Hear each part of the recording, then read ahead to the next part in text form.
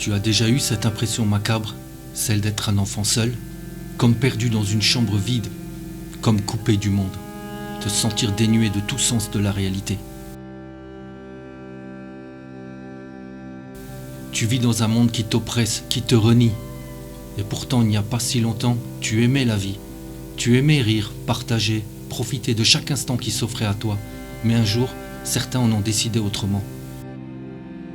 Ils ont choisi ton destin à ta place. Ils ont décidé que plus jamais tu ne seras heureux. Ils ont ri de tes pleurs, joué avec ta sensibilité, te faisaient du mal juste pour se sentir fort, juste parce que ça les amusait. Ils t'ont persécuté jour après jour, jusqu'à te pousser à l'envie d'en finir avec la vie. Ta joie de vivre s'est éteinte, remplacée par une angoisse sourde, par la peur chaque matin d'aller à l'école, peur de chaque lendemain. Et personne ne mesure l'ampleur de ta peine.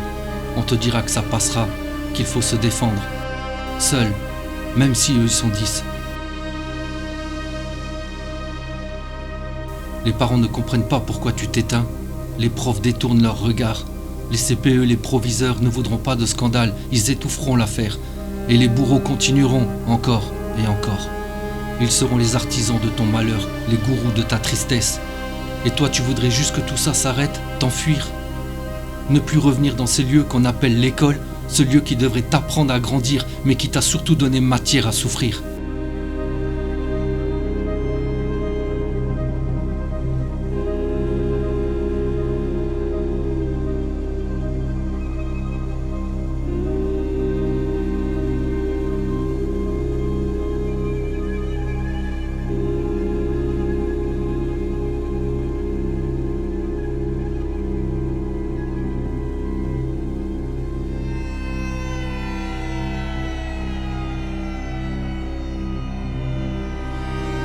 Chaque jour autour de toi, il rit.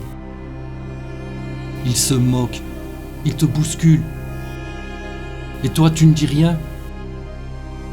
Tu enfouis ta peine au fond de toi, si profonde que ça te ronge, petit à petit, chaque jour, un peu plus. Tu veux juste que ça s'arrête. Tu penses à en finir, à faire taire ce vacarme dans ta tête. Mais le problème, ce n'est pas toi. Ce n'a jamais été toi. Le problème, c'est eux. C'est à eux de partir, de cesser de te harceler, mais personne ne fait rien. Et c'est peut-être ça le plus terrible. Tu ne pourras pas compter sur la justice. Tu seras comme perdu dans une forêt silencieuse. Ton esprit sera ta prison, et au fond de toi naîtra une vengeance sombre.